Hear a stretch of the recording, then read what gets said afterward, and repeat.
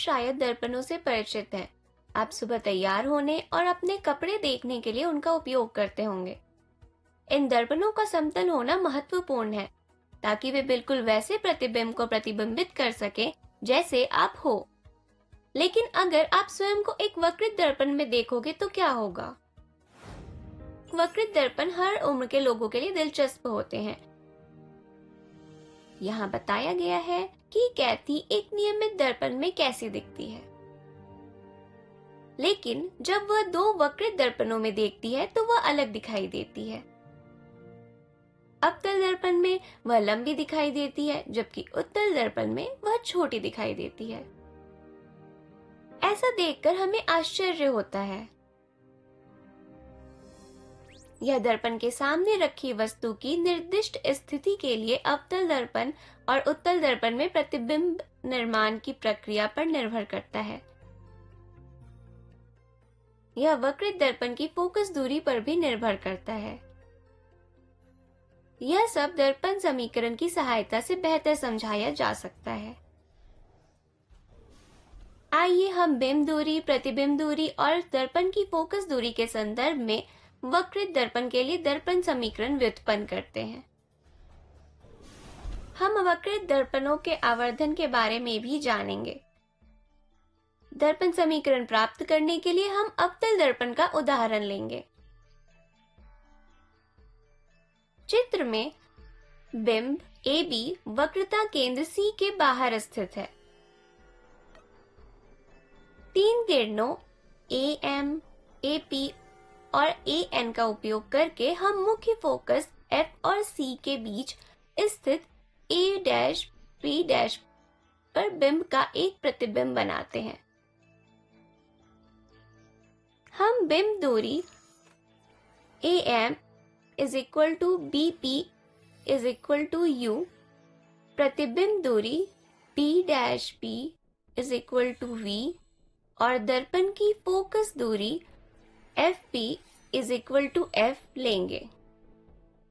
साथ ही चाप MP को सुरक्षित रूप से एक सीधी रेखा के रूप में माना जा सकता है। यहाँ हम उपाक्षीय किरणों का उपयोग कर रहे हैं। आइए हम दो समकोण त्रिभुजों A', B', F और MPF पर विचार करते हैं।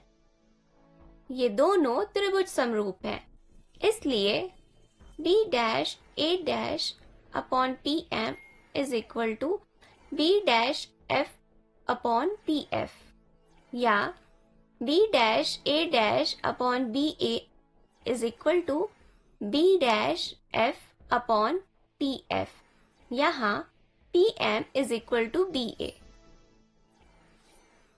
साथ ही एंगल APB = एंगल A', इसलिए दो समकोण त्रिभुज A', B' और APB समरूप है। अतः B', A' upon BA = B' upon BP। समीकरण 1 और 2 की तुलना करने पर हम प्राप्त करते हैं B' F upon PF = B' upon BP। B' minus PF over PF = B' over BP। प्रकाश वस्तु से दर्पण तक जाता है, इसलिए चिन्ह परिपाटी के अनुसार यह दिशा धनात्मक है। लेकिन ध्रुव से बिंब, प्रतिबिंब और मुख्य फोकस तक पहुंचने के लिए हमें आपतित प्रकाश के विपरीत दिशा में जाना पड़ेगा। इसलिए सभी तीनों राशियां U, V और F ऋणात्मक होंगी। इसलिए BP = -U, B'P = -V और PF = -F।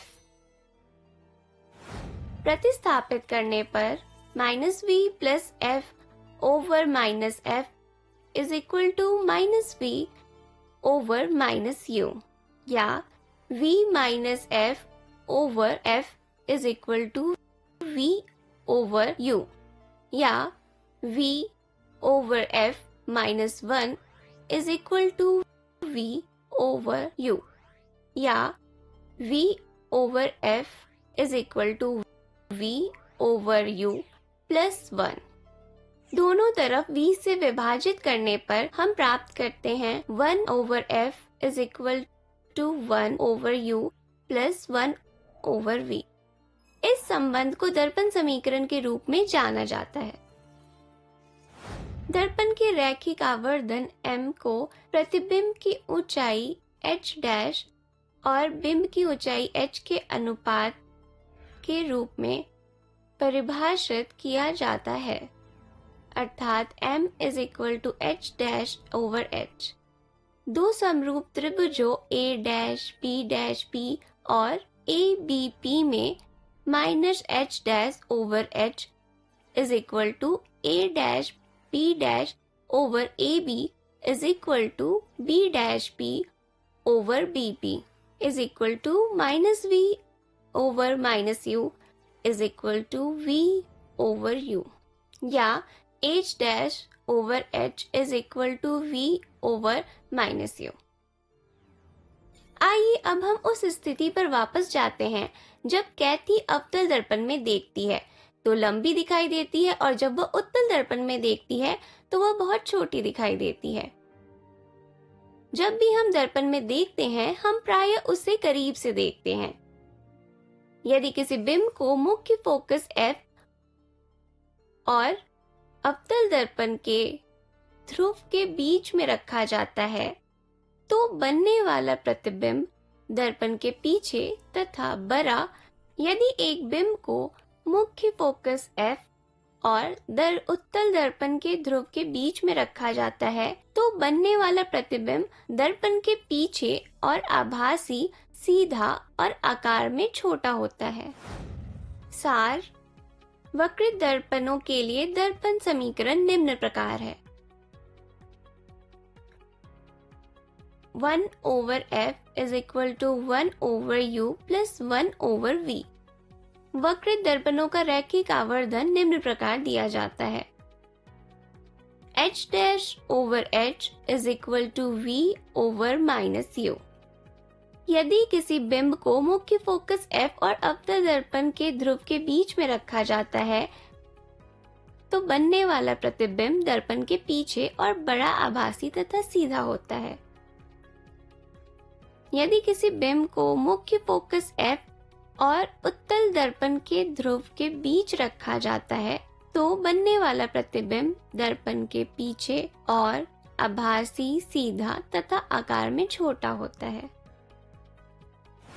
अब आपके पास ऐसे उपकरण हैं जो आपको समझाते हैं कि एक वक्रित दर्पण प्रकाश को कैसे परिवर्तित करता है। लेकिन जब प्रकाश किसी वस्तु पर आपतित होता है तो उसे अवशोषित, परावर्तित या प्रसारित किया जा सकता है। क्या आप जानते हैं कि जब प्रकाश को एक माध्यम से दूसरे माध्यम में प्रसारित किया जाता है तो वो अपवर्तित भी होता है। अगली बार हमसे जुड़े और यह जाने कि प्रकाश विभिन्न माध्यमों में कैसे व्यवहार करता है।